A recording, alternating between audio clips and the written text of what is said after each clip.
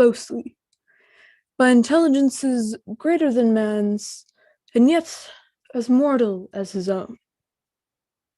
We know now that while human beings busied themselves about their various concerns, they were scrutinized and studied, perhaps almost as narrowly as a man with a microscope might scrutinize the transient creatures that swarm and multiply in a drop of water. With infinite complacence, people went to and fro over the earth about their little affairs, serene in the assurance of their dominion over this small spinning fragment of solar driftwood, which by chance or design man has inherited out of the dark mystery of time and space. Yet, across an immense ethereal gulf, minds that are to our minds as ours are to the beasts in the jungle, intellects vast, cool, and unsympathetic, regarded this earth with envious eyes, and slowly and surely drew their plans against us. In the 39th year of the 20th century came the Great Disillusionment. It was the beginning of March. The war scare was over. Business was better. More men were back at work. Sales were picking up. On this particular evening, March 5th, the Crosley service estimated that 32 million people were listening in on radios. For the next 24 hours, not much change in temperature. A slight atmospheric disturbance of undetermined origin is reported over Nova Scotia, causing a low-pressure area to move down rather rapidly over the northeastern states, bringing a forecast of rain accompanied by winds of light gale force. Maximum temperature 66, minimum 48. This weather report is brought to you by the Government Weather Bureau. We take you now to the Meridian Room in the Hotel Park Plaza, where you'll be entertained by the music of Ramon Raquello and his orchestra.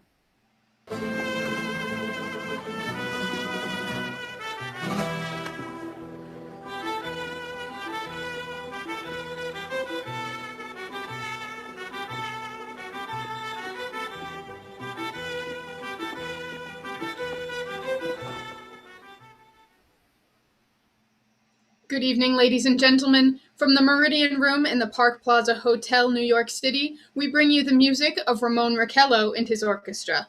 With a touch of the Spanish, Ramon Raquello leads off with La Comparsita.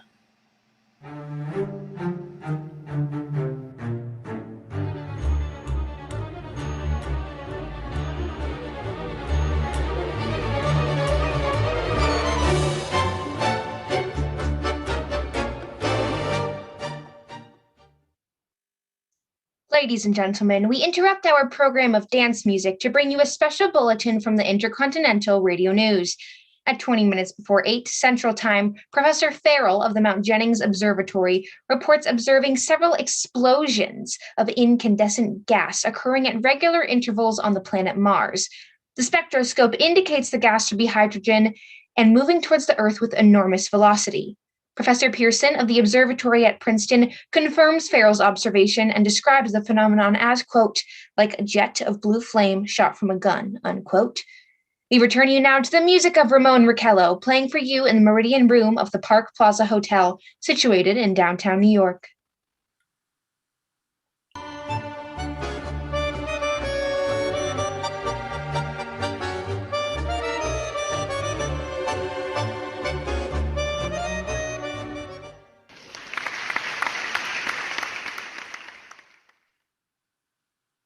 And now, a tune that never loses favor, the ever-popular Stardust, Ramon Raquello and his orchestra.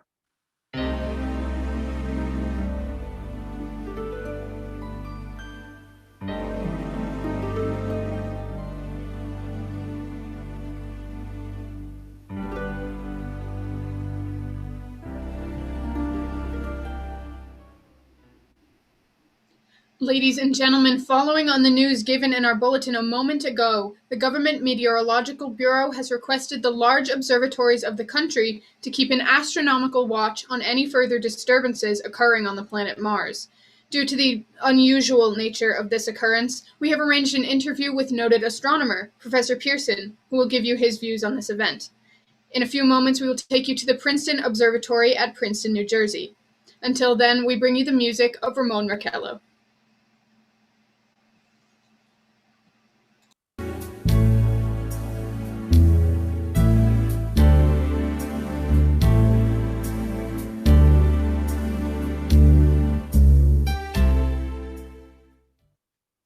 We are ready now to take you to the Princeton Observatory at Princeton, where Carl Phillips, our commentator, will interview Professor Richard Pearson, famous astronomer. We take you now to Princeton, New Jersey. Ladies and gentlemen, this is Carl Phillips speaking to you from the Observatory of Princeton. I'm standing in a large semicircular room, pitch black except for an oblong split in the ceiling. Through this opening, I can see a sprinkling of stars that cast a kind of frosty glow over the intricate mechanism of the huge telescope.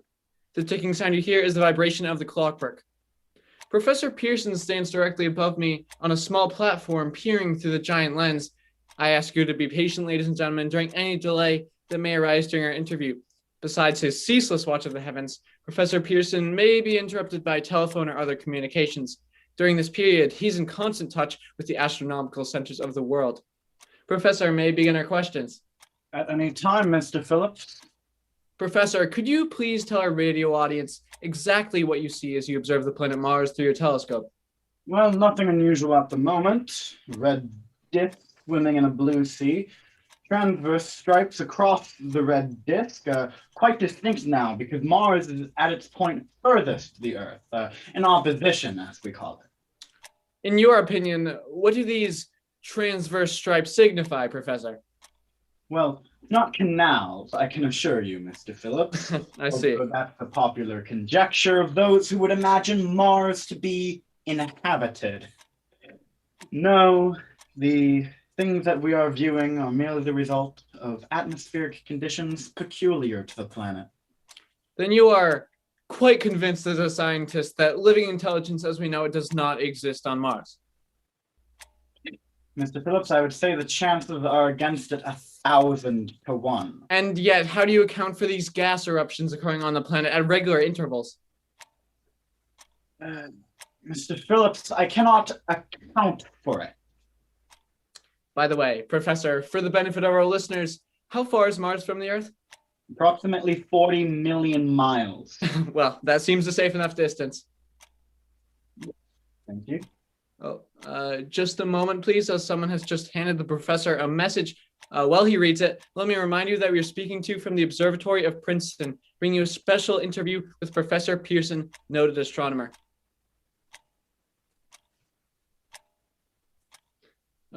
Just a moment, please. Professor Pearson has just handed me a message that he has received. Professor, may I read the message to our listening audience?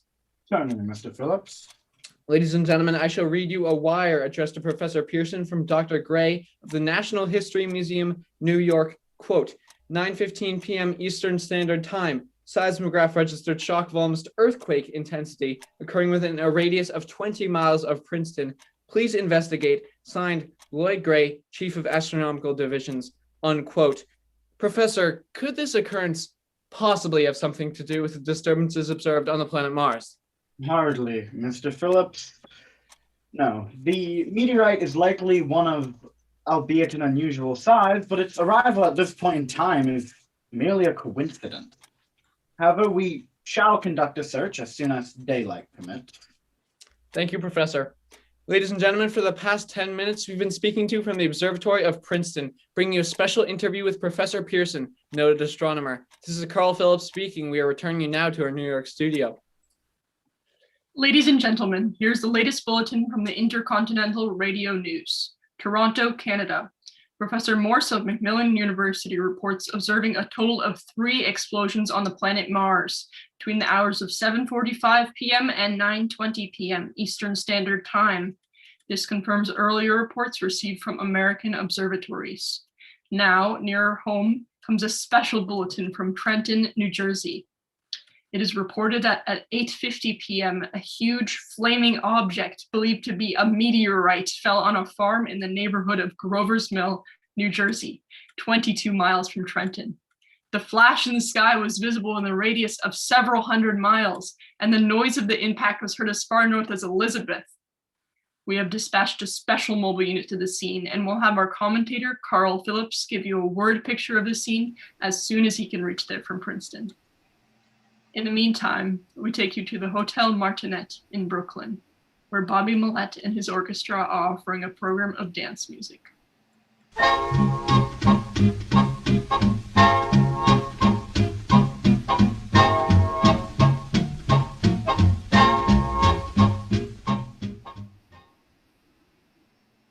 We take you now to Grover's Mill, New Jersey. Ladies and gentlemen, this is Carl Phillips again, out of the Willamette Farm, Grover's Mill, New Jersey. Professor Pearson and myself made the 11 miles from Princeton in 10 minutes. Well, I hardly know where to begin. To paint for you a word picture of the strange scene before my eyes, like something out of a modern Arabian Nights. Well, I just got here. I haven't had a chance to look around yet. I guess that's it. Yes, I guess that's the thing. Directly in front of me, half buried in a vast pit. Must have struck with terrific force. The ground is covered with splinters of a tree. Must have struck on its way down. What I can make out of the object itself doesn't look very much like a meteor, at least not the meteors I've seen. It looks more like a huge cylinder. It has a diameter of... What would you say, Professor? What was that? Or what would you say? What is the diameter of this? About 30 yards. I'd About say. 30 yards. The metal in the sheath is, well, I've never seen anything like it. The color is sort of yellowish white. Oh, curious spectators now are pressing close to the object in spite of the police to keep them back. They're getting in front of my line of vision. Would you mind stepping to one side, please? One side there, one side. While the police are pushing the crowd back, here's a Mr. Willamette, owner of the farm here. He may have some interesting facts to add. Oh, step closer, please. Ladies and gentlemen, this is Mr. Willamette. Well, I was listening to the radio. Closer and louder, please. Pardon? Louder, please, and closer. Well, yes, sir. I was listening to the radio and kind of drowsing. That professor fellow was talking about Mars, so I was kind of half listening and half dozing. Yes, Mr. Willamette, and then what happened? Well, as I was saying, I was listening to the radio kind of halfways. Yes, Mr. Willamette, and then you saw something. Well, it was not first off. I heard something. And what did you hear? Well, it was kind of like a hissing sound, kind of like a 4th of July rocket. Made kind of like a hiss. Yes, then what?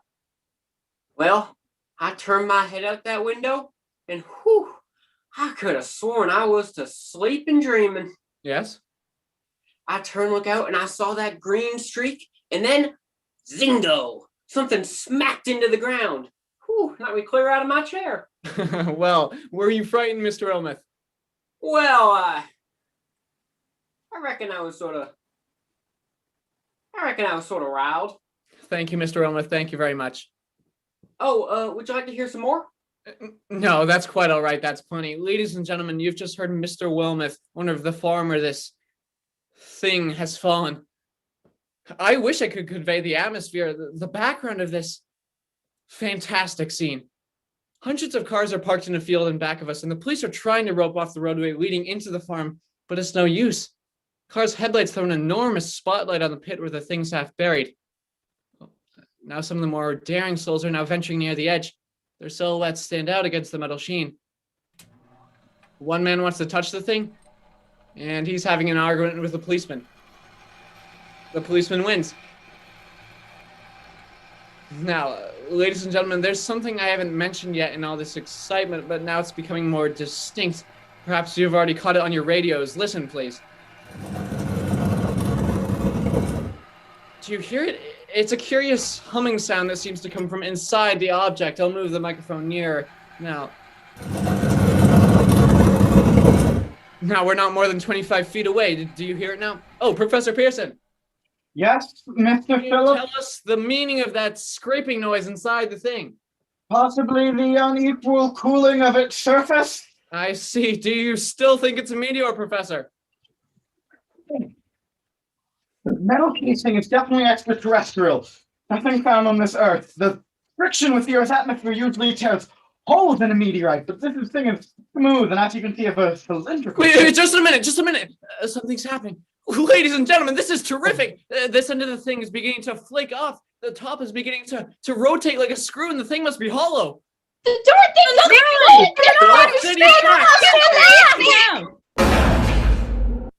Stand back! Ladies and gentlemen, this is the most terrifying thing I've ever witnessed. Wait a minute. I can see someone crawling out of the hollow top. Someone or something. I can make out 2 luminous discs. Are they eyes? It might be a face. It might be. What happens? Something's wriggling out of the shadow like a gray snake. Now it's another one and another one and another one. They look like tentacles to me. I can see the thing's body now. It's large as a bear, and it glistens like wet leather. That face, ladies and gentlemen, it's indescribable. I can hardly force myself to keep looking at it. It's so awful. The eyes are black and gleam like a serpent's. The mouth is V-shaped with saliva dripping down its rimless lips that seem to quiver and pulsate. The monster, whatever it is, can hardly move. It seems weighed down by possibly gravity or something. The thing's rising up now, and the crowd falls back now. They've seen plenty. This is the most extraordinary experience, ladies and gentlemen. I can't find words. I'll pull this microphone with me as I talk. I'll stop the description until I can take a new position. Hold on, will you please? I'll be right back in a minute. We are bringing you an eyewitness account of what's happening on the Wilmeth Farm, Grover's Mill, New Jersey. Ladies and gentlemen, am I on? Ladies and gentlemen, here I am, back of a stone wall that adjoins Mr. Wilmeth's garden. From here, I get a sweep of the whole scene. I'll give you every detail as long as I can talk and as long as I can see. More police have arrived. They're drawing up a cordon in front of the pit. About 30 of them. No need to push the crowd back now. They're willing to keep their distance. The captain is conferring with someone. We can't quite see who. Oh, yes, I believe it's Professor Pearson. Yes, it is. Now they've parted and the professor moves around one side, studying the object, while the captain and 2 policemen advance with something in their hands. I can see it now. It's a white handkerchief tied to a pole, a flag of truce. If those creatures know what that means, what anything means. Wait a minute, something's happening. I can make out a humped shape rising out of the pit. There's a small beam of light against the mirror. What's that? There's a jet of flame springing from that mirror, and it leaps right at the advancing men. It strikes the men on. Good Lord, they're turning right to flame. The woods, the barns, the gas tanks of automobiles, it's spreading everywhere. It's coming this way, about 20 yards to my right.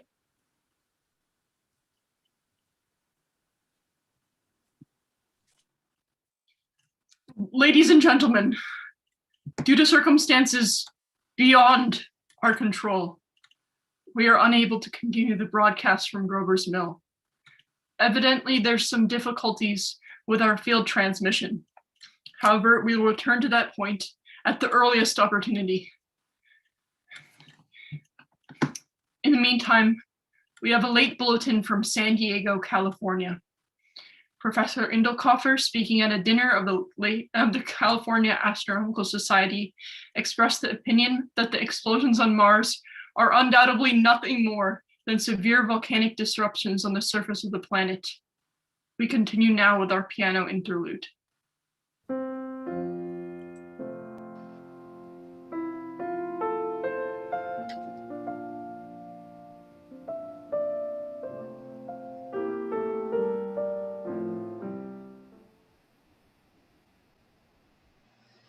Ladies and gentlemen, I have just been handed a message that came in from Grover's Mill by telephone. Just one moment, please. At least 40 people, including 6 state troopers, lie dead in a field east of the village of Grover's Mill. Their bodies burned and distorted beyond all possible recognition. The next voice you will hear will be that of Brigadier General Montgomery Smith, commander of the state militia at Trenton, New Jersey. I have been requested by the governor of New Jersey to place the counties of Mercer and Middlesex, as far west as Princeton and East Jamesburg, under martial law. No one will be permitted to enter this area except by special pass issued by state or military authorities. 4 companies of state militia are proceeding from Trenton to Grover's Mill and will aid in the evacuation of homes within the range of military operations. Thank you. You have just been listening to General Montgomery Smith commanding the state militia at Trenton. In the meantime, further details of the catastrophe at Grover's Mill are coming in. The strange creatures, after unleashing their deadly assault, made no attempt to prevent the efforts of the firemen to recover the bodies and extinguish the fire. The combined fire departments of Mercer County are now fighting the flames which menace the entire countryside. We have been unable to establish any contact with our mobile unit at Grover's Mill, but we hope to be able to return you there at the earliest possible moment. In the meantime, we take you to... Just one moment, please. Ladies and gentlemen, I have just been informed that we have finally established communication with an eyewitness of the tragedy. Professor Pearson has been located at a farmhouse near Grover's Mill, where he has established an emergency observation post. As a scientist, he will give you his explanation of the calamity. The next voice you will hear will be that of Professor Pearson, brought to you by direct wire. Professor Pearson?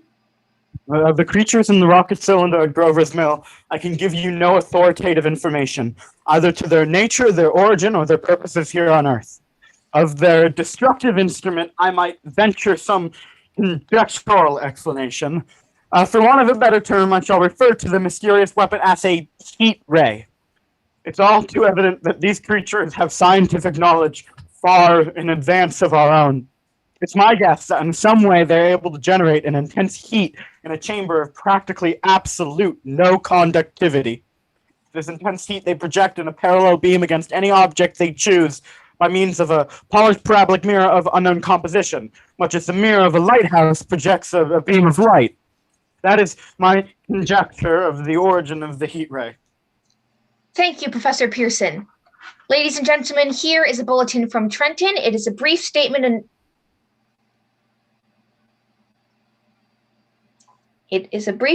informing us that the charred body of Carl Phillips has been identified in a Trenton hospital. Now, here's another bulletin from Washington, D.C. The Office of the Director of the National Red Cross reports 10 units of Red Cross emergency workers have been assigned to the headquarters of the state militia outside Grover's Mill, New Jersey. Here's a bulletin from the police, Princeton Junction. The fires at Grover's Mill and vicinity are now under control. Scouts report all quiet in the pit, and there is no sign of life appearing from the mouth of the cylinder. And now, ladies and gentlemen, we have a special statement from Mr. Harry McDonald, Vice President of Operations.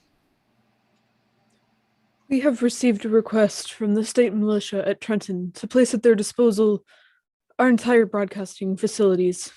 In view of the gravity of the situation and believing that radio has a responsibility to serve in the public interest at all times, we are handing over our facilities to the state militia at Trenton.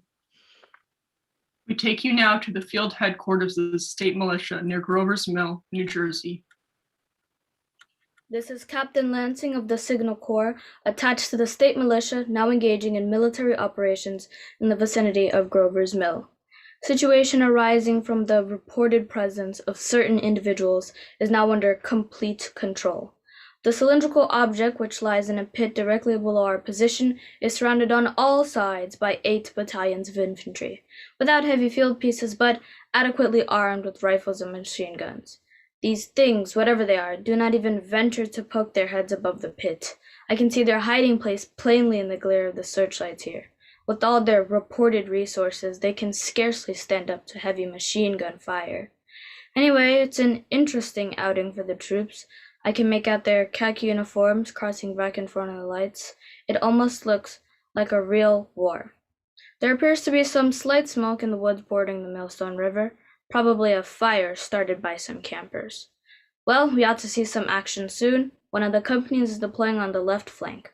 A quick thrust and it'll all be over. Now wait a minute, I see something on top of the cylinder. No, it's nothing but a shadow. Now the troops are at the edge of the Wilmouth farm. 7,000 armed men closing in on an old metal tube. A tub, rather.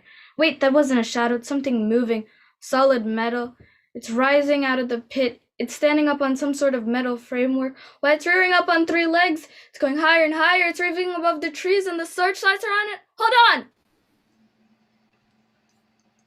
Ladies and gentlemen, I have a grave announcement to make. Incredible as it may seem, both the observations of science and the evidence of our eyes lead to the inescapable assumption that those strange beings that landed in the Jersey farmland tonight are the vanguard of an invading army from the planet Mars. The battle which took place tonight at Grover's Mill has ended in one of the most startling defeats ever suffered by an army in modern times. 7,000 men armed with rifles and machine guns pitted against a single fighting machine of the invaders from Mars. 120 known survivors. The rest strewn over the battle area from Grover's Mill to Plainsboro, crushed or trampled to death under the metal feet of the monster, or else burned to cinders by its heat ray. The monster is now in control of the middle section of New Jersey, and has effectively cut the state through its center. Communication lines are down from Pennsylvania to the Atlantic Ocean.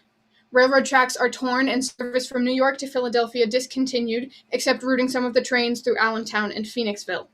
Highways to the north, south, and west are clogged with frantic human traffic. Police and Army reserves are unable to control the mad flight. By morning, the fugitives will have swelled Philadelphia, Camden, and Trenton, it is estimated, to twice their normal population. Martial law prevails throughout New Jersey and eastern Pennsylvania. At this time, we take you to Washington for a special broadcast on the national emergency. The Secretary of the Interior. Citizens of the nation, I shall not try to conceal the gravity of the situation that faces our country, nor the concern of your government in protecting the lives and property of its people. However, I wish to impress upon you, public citizens and private officials, all of you, the urgent need for calm and resourceful action. Fortunately, this formidable enemy is still confined to a comparatively small area, and we may place our faith in our military forces to keep them there. In the meantime, placing our faith in God, we must continue the performance of our duties, each and every one of us, so that we may confront this destructive adversary with a nation united, courageous, and consecrated to the preservation of human supremacy on this very earth. I thank you. You have just heard the Secretary of the Interior speaking from Washington.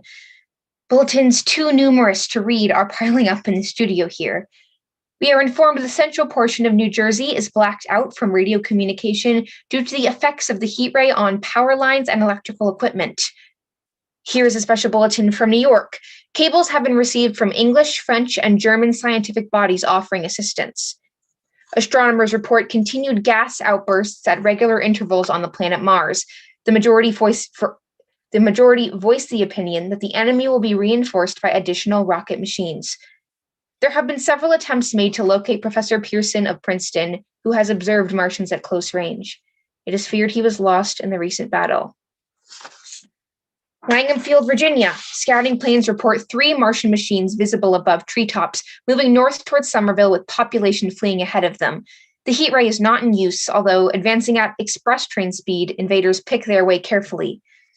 They seem to be making a conscious effort to avoid cities and countrysides. However, they stop to uproot power lines, bridges, and railroad tracks. Their apparent objective is to crush resistance, paralyze communication, and disorganize human society. Here's a bulletin from Basking Ridge, New Jersey. Coon hunters have stumbled upon a second cylinder, similar to the first, in the Great Swamp 20 miles south of Morristown. Army field pieces are proceeding from Newark to blow up the second invading unit before the cylinder can be opened and the fighting machine rigged. They are taking up a position in the foothills of Watchung Mountain. Another bulletin from Langham Field, Virginia. Scouting planes report enemy machines, now 3 in number, increasing speed northward, kicking over houses and trees in their evident haste to form a conjunction with their allies south of Morristown. Machines also sighted by a telephone operator east of Middlesex within 10 miles of Plainfield. Here's a bulletin from Winston Field, Long Island. A fleet of Army bombers carrying heavy explosives flying north in pursuit of enemy. Scouting planes act as guides and they keep the speeding enemy in sight. Just a minute, please, ladies and gentlemen. We've run special wires to the artillery line in adjacent villages to give you direct reports in the zone of the advancing enemy. First, we take you to the battery of the 22nd Field Artillery, located in the Watchung Mountains. Range, 32 meters. 32 meters! Projection, 39 degrees. 39 degrees! Fire! 140 yards to the right, sir. Shift range 31 meters. 31 meters! Projection 37 degrees. 37 degrees! Fire! A hit, sir. We got the tripod of one of them. The others have stopped. They're trying to repair it.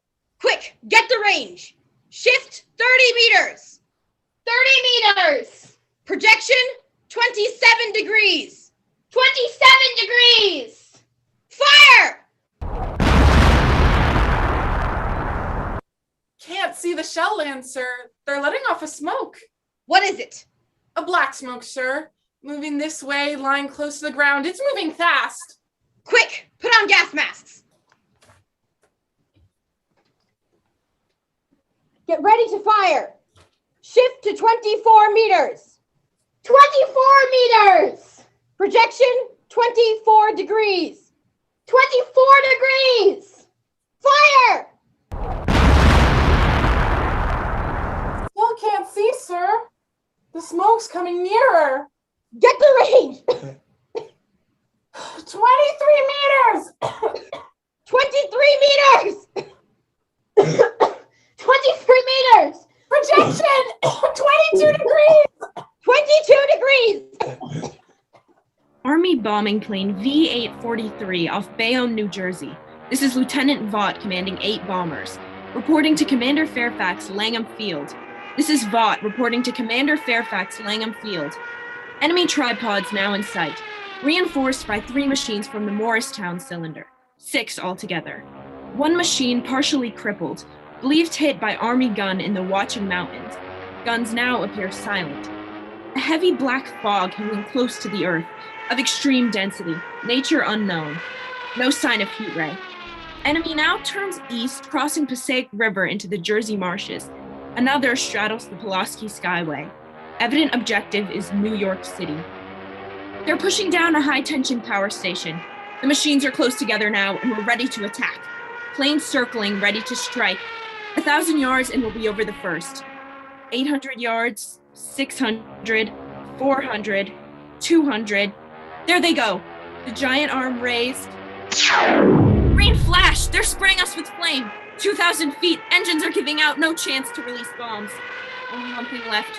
Drop on them, plane and all. We're diving on the first. Now the engine's gone. 8. This is Bayonne, New Jersey, calling Langham Field. This is Bayonne, New Jersey, calling Langham Field. Come in, please. Come in. This is Langham Field. Go ahead. 8 Army bombers in engage with enemy tripods over the Jersey Flats. Engines incapacitated by heat ray. All have crashed. 1 enemy tripod machine was destroyed. The enemy are now discharging a heavy black smoke in the direction of... This is Newark, New Jersey. This is Newark, New Jersey. Warning, poisonous black smoke pouring in from Jersey marshes. Reaches South Street. Gas masks useless. Urge population to move into open spaces. Automobiles use route 72324. Avoid congested areas. Smoke now spreading over Raymond Boulevard. 2X2L calling CQ. 2X2L calling CQ. 2X2L calling 8X3R. Come in, please. This is 8X3R coming back at 2X2L. How's reception? How's reception? Kate, please. Where are you, 8X3R? What's the matter? Where are you? I'm speaking from the roof of Broadcasting Building, New York City. I'm speaking from the roof of Broadcasting Building, New York City. The bells you hear are ringing to warn the people to evacuate the city as the Martians approach. Estimated in the last 2 hours, 3 million people have moved out along roads to the north. Hutchinson River Parkway is still kept open for motor traffic. Avoid bridges to Long Island, hopelessly jammed. All communication with Jersey Shore closed 10 minutes ago. No more defenses. Our army is wiped out. Artillery, Air Force, everything wiped out. This may be the last broadcast. We'll stay here to the end.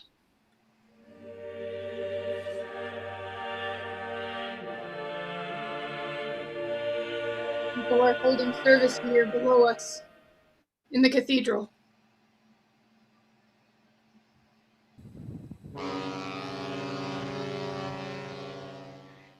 Now I look down on the harbor. All manner of boats overloaded with fleeing population pulling out from docks. Streets are all jammed. Noise and crowds like New Year's Eve in city. Wait a minute. The enemy is now in sight above the palisades. Five great machines. First one is crossing the river. I can see it from here, waiting through the Hudson like a man wading through a brook. A bulletin is handed to me. Martian cylinders are falling all over the country. One outside of Buffalo, one in Chicago, St. Louis seem to be timed and spaced. Now the first machine reaches the shore. He stands watching, looking over the city. His steel, cowlish head is even with the skyscrapers. He waits for the others. They rise like a line of new towers on the city's west side. Now they're lifting their metal hands. This is the end now. Some smoke comes out, black smoke drifting over the city. People in the streets see it now. They're running towards the East River, thousands of them dropping in like rats. Now the smoke's spreading faster. It's reached Times Square. People are trying to run away from it, but it's no use. They're falling like flies. Now it's crossing 6th Avenue, 5th Avenue. It is 100 yards away. It's 50 feet.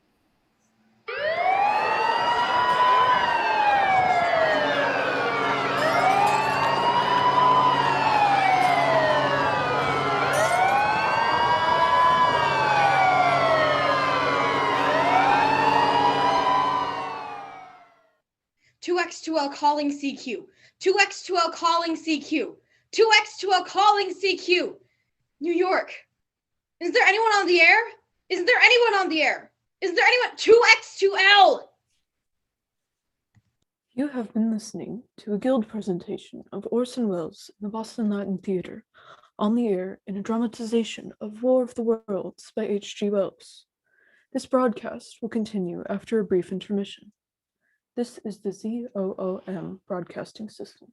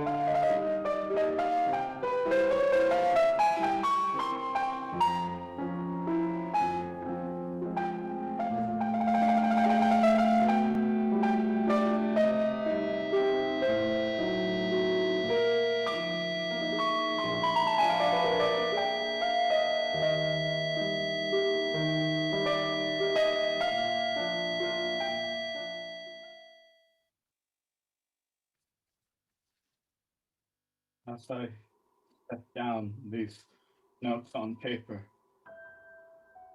I'm obsessed by the thought that I may be the last living man on Earth.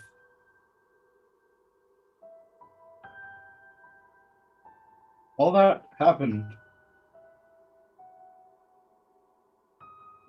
I've been hiding in an abandoned house near Grover's Mill, a small island of daylight cut off from the rest of the world by the black smoke.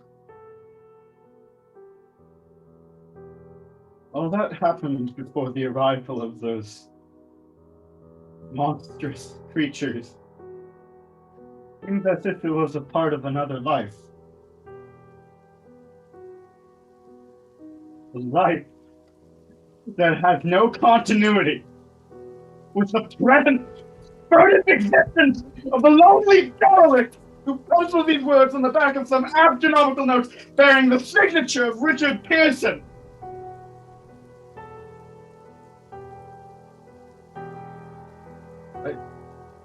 I look down at my blackened hands, my tattered shoes, my torn clothes, and I try to connect them with a professor who lives at Princeton, and who on the night of March 6th saw an orange flash of light on a distant world.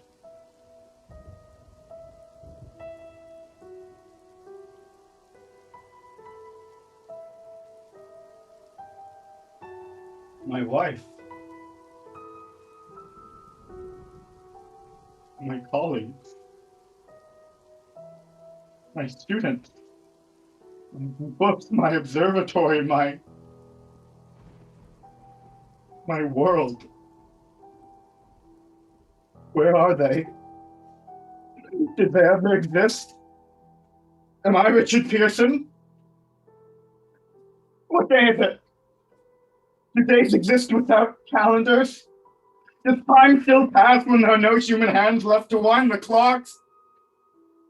In writing down my daily life, I tell myself that I shall preserve human history between the dark covers of this little book that was meant to record the movements of the stars. But to write, I must live. And to live, I must eat. I find a piece of moldy bread in the kitchen and an orange not too spoiled to swallow. I keep watch at the window. From time to time, I catch sight of a Martian above the smoke. The smoke still holds the house in its black coil, but at length, there's a hissing sound, and I see it. A Martian mounted on its machine. It sprays a jet of steam as if to dissipate the smoke. I watch in a corner as its huge metal legs nearly brush against the side of the house.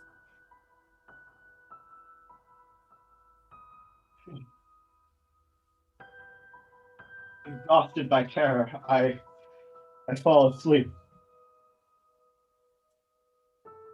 Morning.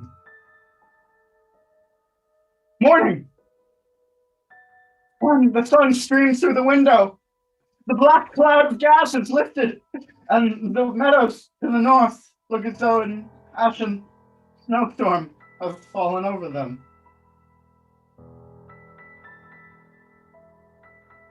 I venture from the house. I make my way to a road. No traffic. Here and there, a wrecked car, baggage overturned, a blackened skeleton. I push on north.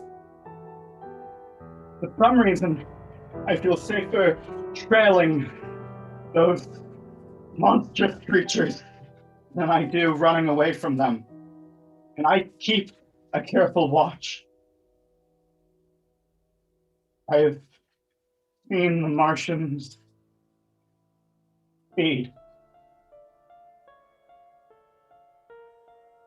Should one of them appear over the treetop, I am ready to fling myself down to the earth.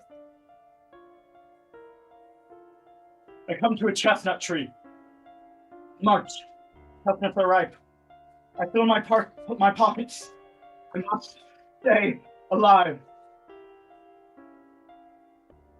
2 days I wander in a vague northerly direction through a desolate world. Finally, I notice a living creature. A small red squirrel in a beech tree. I stare at him in wonder.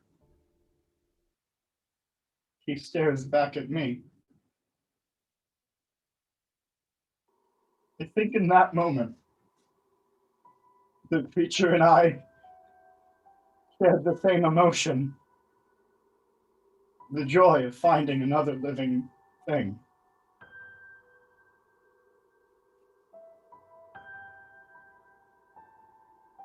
I push on north.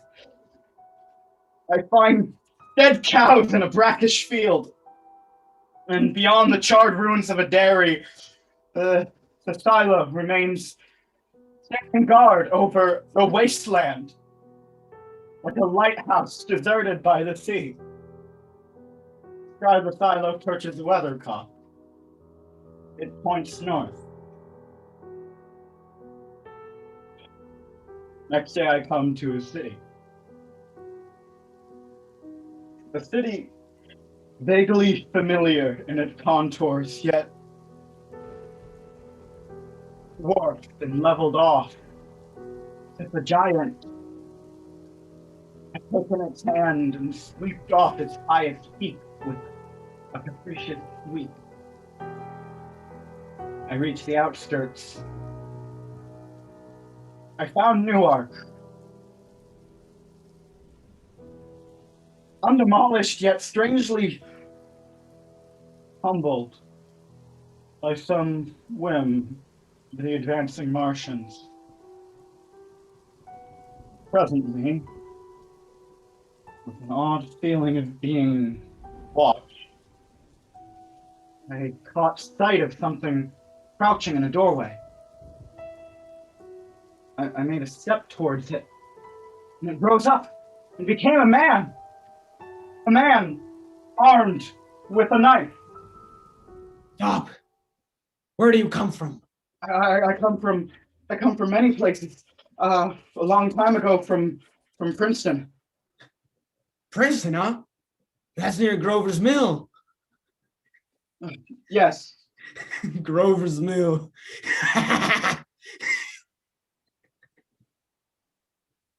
There's no food here. This is my country. All this end of town, down to the river. There's only food for one. Which way are you going? I don't know. I guess I'm looking for people. What was that? Did you hear something just then? No. Only a bird. A live bird. Yeah. You get to learn that birds have shadows these days. Hey, we're out in the open here. Let's crawl in this doorway here and talk. Have you seen any Martians? Nah. They've gone over to New York. At night, the sky is alive with their lights, almost as if people were still living in it. By daylight, you can't see them. 5 days ago, a couple of them carried something big across the flats from the airport. I think they're learning how to fly. Fly? Yeah, fly. Then it's all over with humanity. Stranger, there's still you and I. Two of us left. Yeah. They got themselves in solid. They wrecked the greatest country in the world. Those green stars, they're probably falling somewhere every night. They've only lost one machine. There isn't anything to do. We're done. We're licked. Where are you? You're in uniform. Yeah.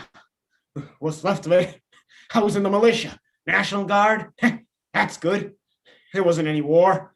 Any more than there's war between men and ants. Yes, but we're eatable ants. I found that out. What'll they do with us? I've thought it all out. Right now, we're cars are wanted.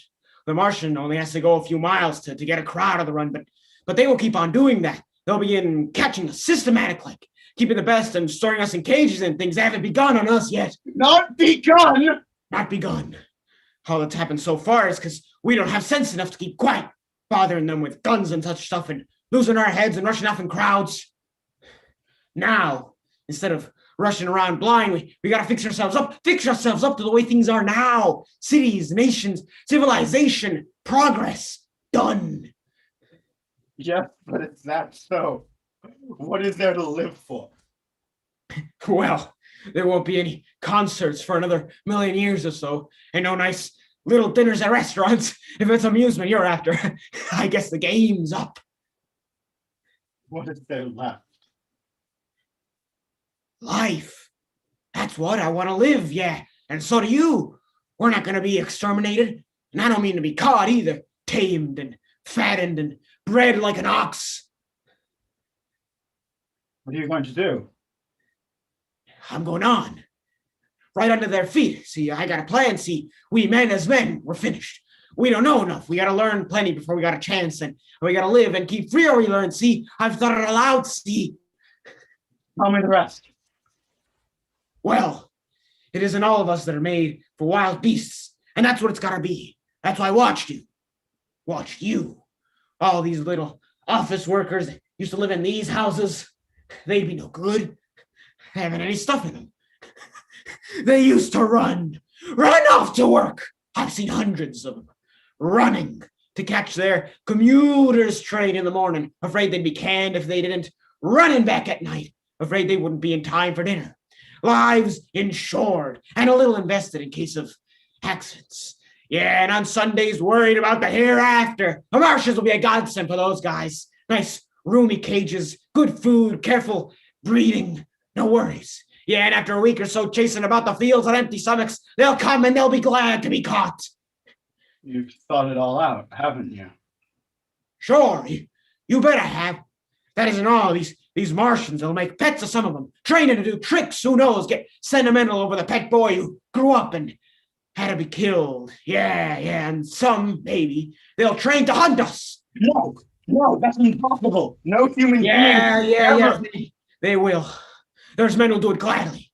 If one of them ever comes after me, why? In the meantime, you and I and others like us, where are we to live when the Martians own the Earth? I've got it all figured out.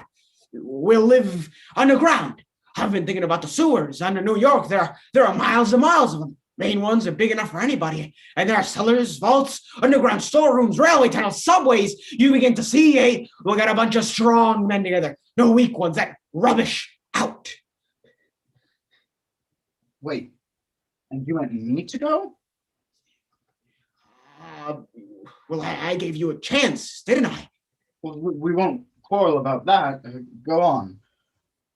Well, we got to make safe places for us to stay in, see? And get all the books we can. Science books. That's where men like you come in, see? We'll raid museums. We even spy on the Martians. It may not be so long we have to learn before. Listen, just imagine this. 4 or 5 of their own fighter machines suddenly start off. Heat rays right and left. And not a Martian in them. Not a Martian in them, see, but men. Men who learned the way how. It may even be in our time. Gee, imagine having one of them lovely things with a heat ray wide and free. We turn it on Martians. We turn it on men. We bring everyone down on their knees. That's your plan? Yeah. You, me, a few more of us. We'd own the world. I see. Hey, what's the matter? Where are you going? Not to your world. Goodbye, stranger.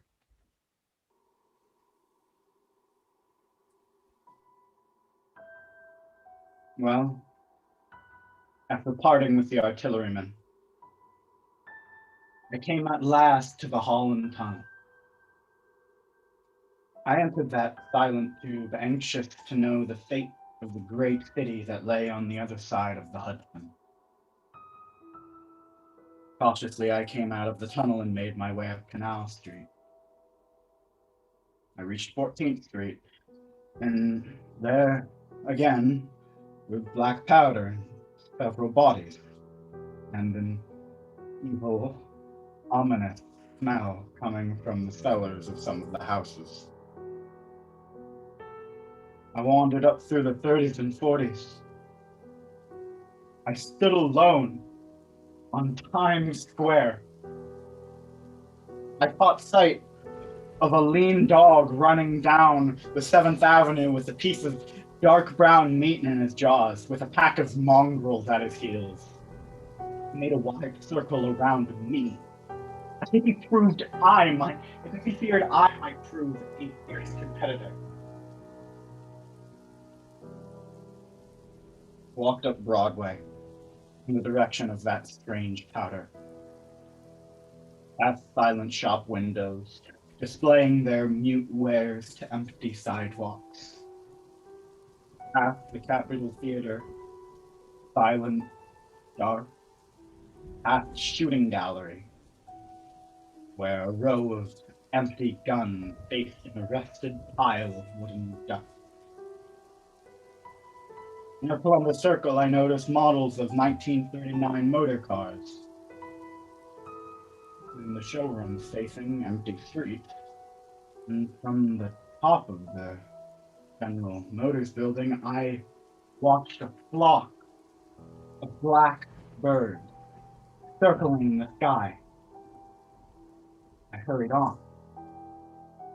Suddenly, I caught sight of the hood of a Martian machine, gleaming in the late afternoon sun. A reckless idea. I rushed across Central Park and onto the hill above the pond near 60th Street. And when I reached the top, from there I could see 19 of those great metal titans. Their cowls empty. Their steel arms hanging listlessly by their sides. I looked in vain for the monsters that inhabit those machines. And then, suddenly, my eyes were attracted to the immense flock of black birds that hovered directly below me. They circled to the ground. And there, before my eyes, dark and silent, lay the Martians, with the hungry birds, pecking and tearing the dead flesh from their bodies.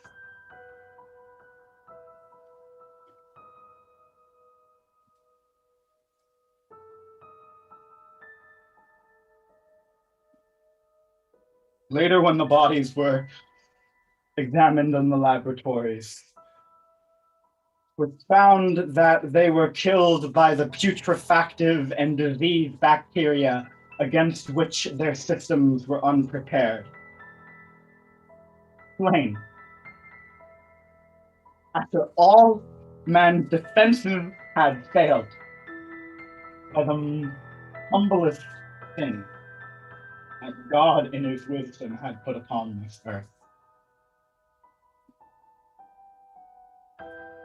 Before the cylinder fell, there was a general persuasion that through all the deep of space, no life existed beyond the petty surface of our minute sphere. Now we see further. Dim and wonderful is the image I have conjured up in my mind of life spreading slowly from the little seedbed of the universe out through the inanimate vastness of cerebral space. But that's a remote dream. It may be that the destruction of the Martians is only a reprieve. To them, and not to us, is the future ordained, perhaps.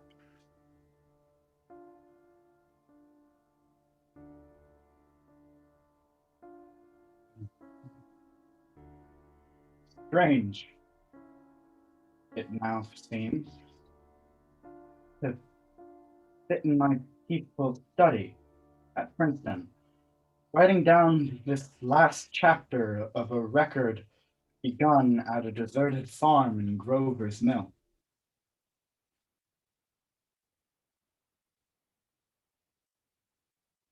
Strange. Watch children playing in the streets. Strange to watch young people strolling in the green, where the new spring grass has healed the last scars of a bruised earth.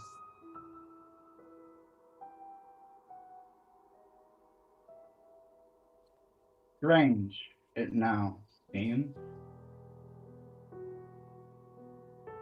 to see sightseers enter the museum where the disassembled parts of the Martian machine were kept on public view.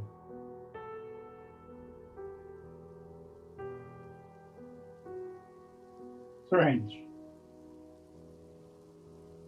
When I recall seeing it for the first time,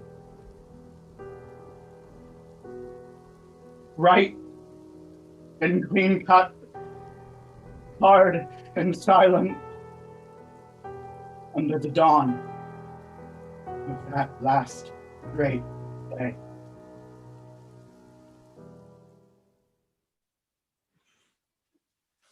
This is Orson Welles, ladies and gentlemen, out of character to assure you that the War of the Worlds has no further significance than as the gripping diversion it was intended to be. Boston Latin Theater's own radio version of dressing up in a sheet and jumping out of a bush and saying, "Boo!" Starting tonight, we couldn't soap up all your windows or steal all your garden gates by tomorrow, so we did the next best thing. We annihilated the world before your very ears and utterly destroyed Boston Latin. You will be relieved, I hope, to learn that we didn't mean it, and that the institution will still be open for business. So goodbye, everybody. And remember, please, for the next day or so, the terrible lesson you learned here tonight. That grinning, glowing, globular invader of your living room is an inhabitant of the pumpkin patch. And if your doorbell rings and nobody's there, that was no Martian. Or tonight, the ZOOM broadcasting system and its affiliated stations coast to coast have brought you The War of the Worlds by H.G. Wells, the fourth in its series of online plays featuring the Boston Latin School Theater on the air. Next week, we are holding auditions for Urinetown, a satirical musical set in a parallel universe during a water shortage. This is the ZOOM broadcasting system. Thank you.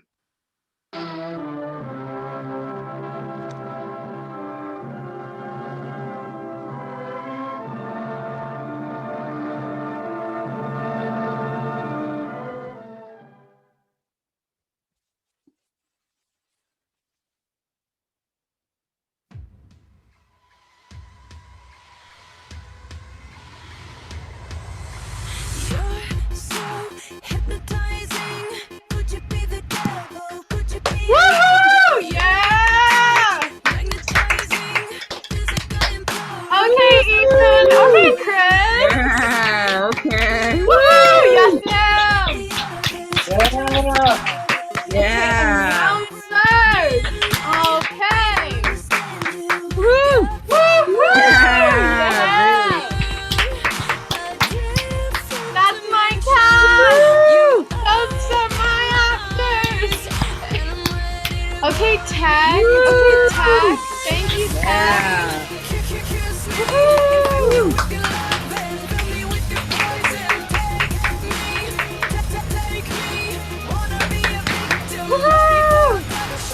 Yay, aliens!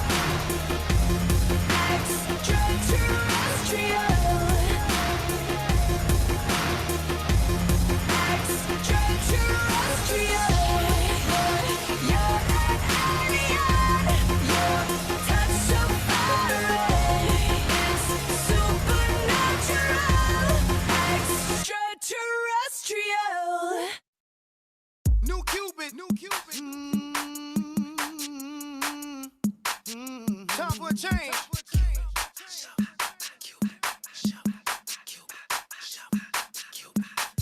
News down, down, do your dance, do your We got a brand new dance. Down, do your dance, do your dance. Down, kick a swing out, baby. Do your dance. Down, down, do your dance, do your dance. They say I'm a rapper, and I say no. They say what you doing, trying to do somebody cold. I just let the music come from my soul, so all of my people can stay on the floor. They got a brand new dance. You gotta move your muscle. A brand new dance. It's called a Cupid Shuffle. It don't matter if you're young or you're old. Here we go. We gon' show you how it goes. To the right, to the right, to the right, to the right, to the left, to the left, to the left, to the left. Yeah, kick, yeah, kick, yeah, kick, yeah, kick. Now walk it by yourself. Now walk it by yourself. Anyone still here? I'm so tired. Let me see you do the Cupid.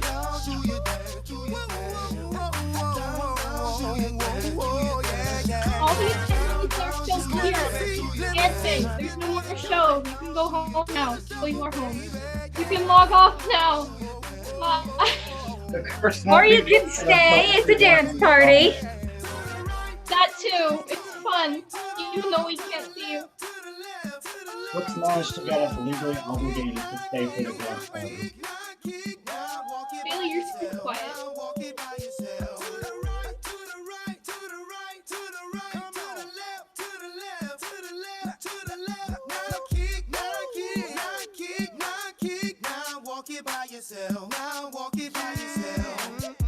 Now you see what I'm talking about. Oh, I represent for the dirty south, where we're known for swinging out. King of swing out, baby. I'm gonna show you what I'm talking about. Down, down, do your dance, do your dance. Down, down, do your dance,